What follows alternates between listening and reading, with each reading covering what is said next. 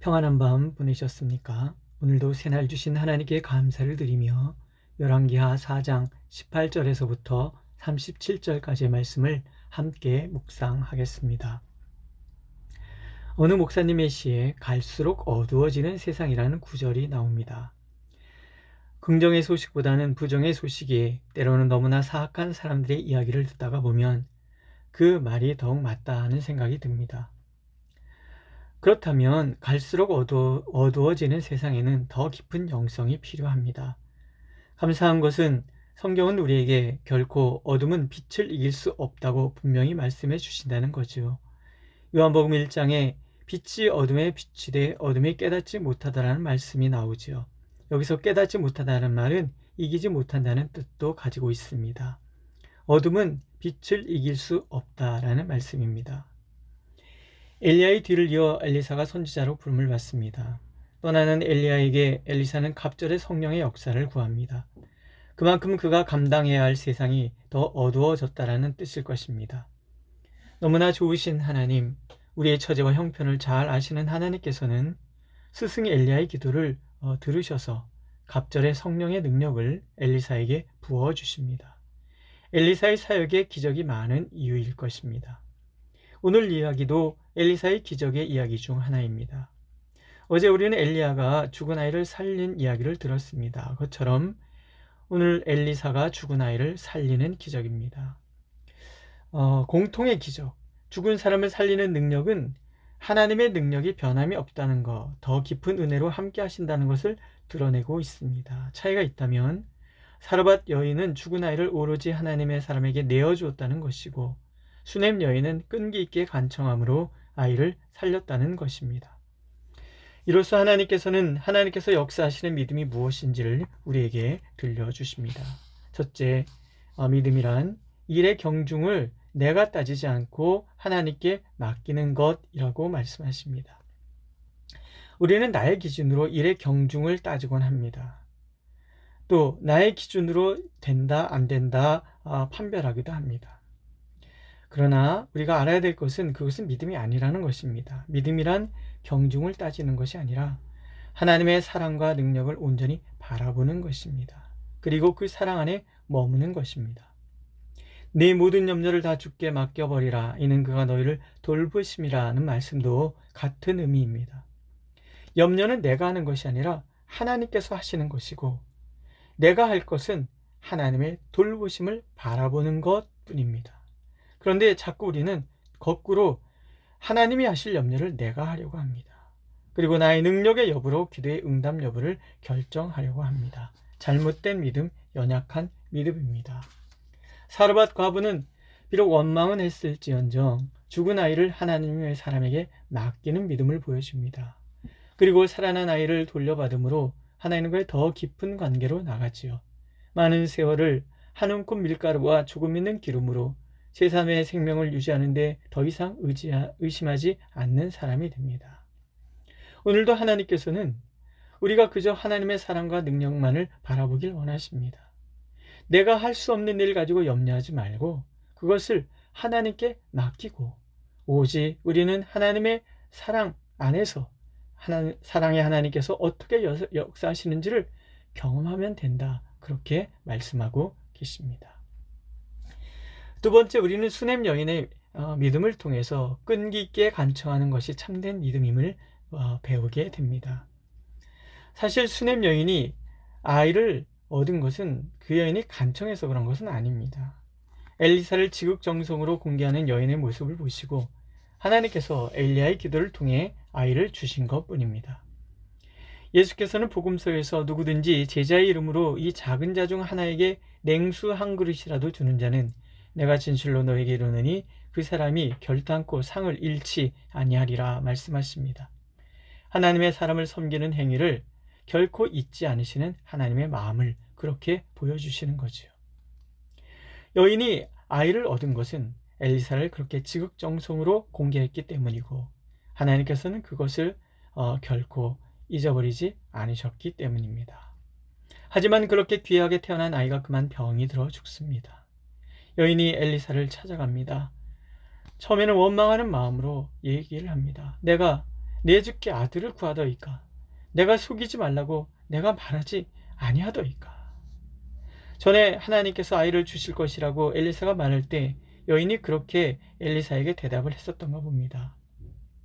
아이를 갖고 싶었지만 오랫동안 아이가 생기지 않자 그만 포기했습니다. 그런데 엘리사의 예언대로 하나님께서 아이를 주셨다는 것, 그 기쁨이 얼마나 컸습니까? 그런데 그 아이가 그만 죽었습니다.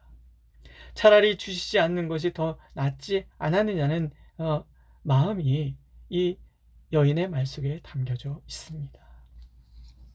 이 또한 선지자의 위기이고 하나님의 명예의 위기입니다. 아이가 죽는 것을 선지자가 막을 수 없다면 아들을 받았던 여인의 소원이 이루어진들 무슨 소용이 있겠습니까? 선지자가 묵묵히 여인의 이야기를 듣습니다.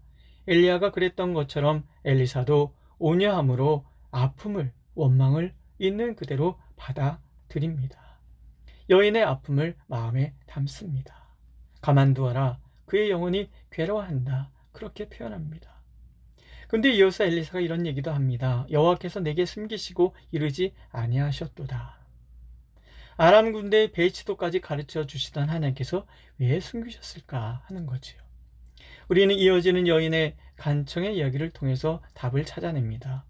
여호와께서 살아계심과 당신의 영혼이 살아계심을 두고 맹세하노니 내가 당신을 떠나지 아니하리이다. 우리는 하나님께서 침묵하신 이유를 깨닫습니다. 하나님께서는 여인에게서 이 믿음, 하나님의 살아계시다는 것, 당신의 영혼이 살아있다는 것을, 이 고백을 듣기를 원하셨다는 것입니다. 그 이야기를 듣고 엘리사가 일어납니다. 하나님께서 당신이 세우신 종과 함께 일어나십니다. 그리고 하나님께서 가셔서 하나님의 사람의 기도를 들으시고 아이를 고쳐주십니다. 하나님께서 함께 하시고 하나님이 세우신 하나님의 사람이 나가는 길에 죽음조차도 힘을 쓰지 못한다는 것을 그렇게 보여주십니다. 예수님께서도 간청의 기도를 가르쳐 주셨습니다. 간청이 믿음이라고 말씀하셨습니다. 구하라, 찾으라, 두드리라. 그러면 응답하시겠다고 약속하십니다. 왜 그렇습니까? 간청하는 것이 곧 믿음이기 때문에 그렇습니다. 간청할 수 있다는 것은 하나님 안에 능력이 있고 그 하나님은 긍휼과 자비의 하나님이라는 것을 믿는 믿음이기 때문에 그렇습니다. 앞에서도 말씀드린 것처럼 믿음은 내가 경중을 따지는 것이 아닙니다. 믿음이란 체면 따지고 하다가 포기하는 것이 아닙니다. 마음을 담아서 간절히, 그것이 믿음이라는 것입니다. 사랑에 대한 믿음이고 하나님의 능력에 대한 믿음이고 하나님과의 관계에 대한 믿음입니다. 오늘도 하나님께서는 간청하는 기도, 전심으로 하나님의 살아계심을 믿고 기도하는 그 기도에 응답해 주시겠다고 약속하고 계십니다. 하나님이 살아계시기 때문에 그렇습니다. 여인의 하나님은 오늘 우리의 하나님으로 우리의 기도를 들으십니다. 살아계신 하나님께서는 오늘도 생생하게 우리의 기도를 들으시고 그 기도에 응답해 주시기를 원하십니다. 세 번째 우리가 기억해야 할 믿음은 죽음은 하나님의 사람의 길을 막을 수 없다는 것입니다. 성경에는 죽은 자를 살리신 기적이 참 많이 등장합니다. 엘리야 한 번, 엘리사 한 번, 예수님께서 3번, 베드로 한 번, 바울 한 번. 근데 가장 큰 것은요, 예수님의 부활입니다. 있을 수 없는 일이 일어난다는 것을 우리는 기적이라고 얘기합니다. 그러나 그것이 한 번일 때만 기적이지 그 일이 반복된다면 그것은 일상이 됩니다. 보십시오. 죽음은 죄의 결과입니다. 그러나 예수 그리스도께서 십자가에서 그 우리의 모든 죄를 짊어지심으로 더 이상 죄의 권세는 예수 그리스도 안에 있는 사람들을 지배하지 못하게 되었습니다. 또한 예수께서 부활하심으로 더 이상 죄의 권세가, 사망의 권세가 하나님의 사람들을 위협하지 못한다는 것을 증명해 주셨습니다. 그래서 바울은 외칩니다. 사망아, 너의 승리가 어디 있느냐? 사망아, 내가 쏘는 것이 어디 있느냐? 죽음의 권세에 묶여있던 사람들이 죽음과 당당히 맞서는 사람이 된다는 것, 이것은 기적 중에 기적이고 기적의 일상화입니다. 그렇습니다. 생명의 하나님께서 함께 하시는 사람은 죽어도 죽지 않는 사람이 됩니다. 어떤 권세도, 어떤 시련도, 어떤 위험도, 어떤 장애도 가로막을 수 없는 그런 사람이 됩니다.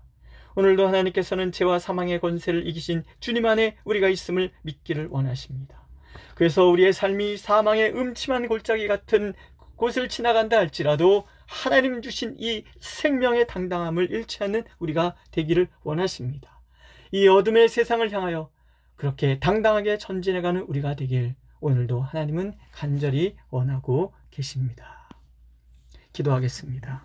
사랑의 하나님, 오늘도 우리와 함께 하셔서 주님께서 생명의 주님이심을, 사망의 권세를 이기신 하나님이심을 깨닫게 해주시니 감사를 드립니다.